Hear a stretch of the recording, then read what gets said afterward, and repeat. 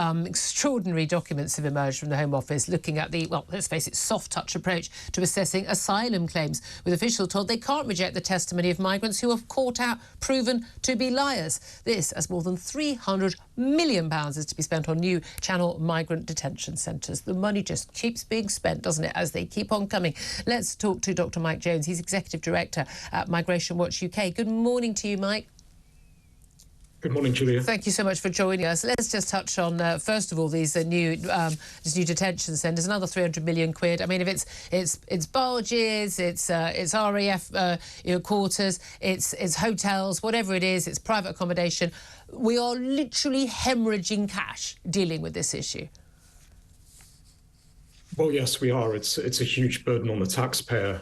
We're spending £3.6 billion on the asylum system every year. The cost of accommodation, subsidised accommodation, is around 6 million every day and growing.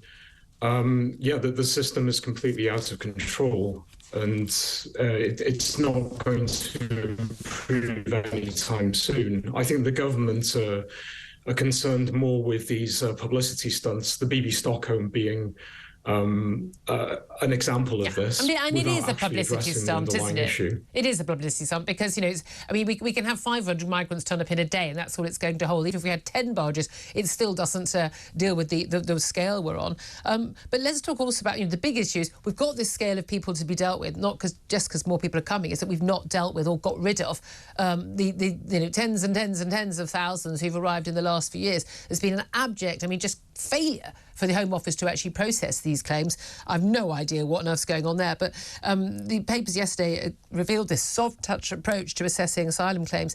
The Mail on Sunday got hold of a copy of official guidance issued to Home Office staff looking at the backlog of 170,000 applications to stay in the UK, and officials have been told they cannot reject the testimony of a migrant who is caught lying. So there's proof that they're lying. You can't then go, well, this person is no longer trustworthy. They're ordered not to be sceptical when quizzing asylum seekers, including those who've come from safe countries. Asylum seekers must be reassured that they need not answer upsetting questions, and Home Office staff are forbidden from asking questions about sexual preferences or activity in cases where migrants claim to be fleeing persecution because of their sexual orientation. This is one of the latest things. If you say you're gay, you face persecution in these countries, you'll be allowed to stay. This is an absolute nonsense. It is. It's a charter for fraud and abuse.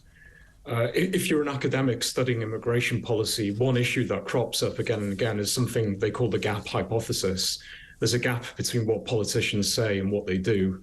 There's a gap between rhetoric and reality. There's a gap between policies promised and policies delivered. And this is a classic example of this. We have Suella Braverman and Prime Minister Sunak talking tough on asylum, but behind closed doors, what we see is a debasement of standards. And this is very disturbing, because what they're saying essentially is that truth doesn't matter.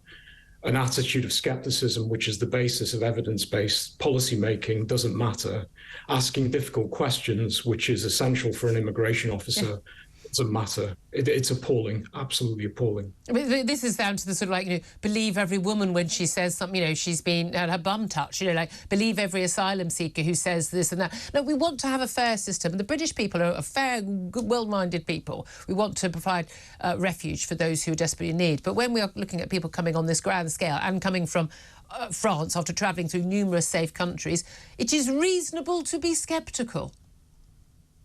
It is. That should be the default position, because asylum seekers often arrive without, passports and paperwork. Yeah. There's no documentary evidence. We can't verify who they are, where they're from. Yeah. And there's almost certainly no third-party evidence. So immigration officers essentially have to go off what they're told. And it's essential that they look at whether the story is internally consistent, whether it's consistent with the facts on the ground, that's within their country of origin. So to suggest that you should not be sceptical, you should not be too judgmental on whether the facts are correct or not is appalling. Isn't it? Let's face it, they can't even tell if someone's a 16-year-old or a 30-year-old. So I'm not sure we're going to trust the Home Office officials' judgments, are we? Dr. Mike Jones from Migration Watch UK, thank you.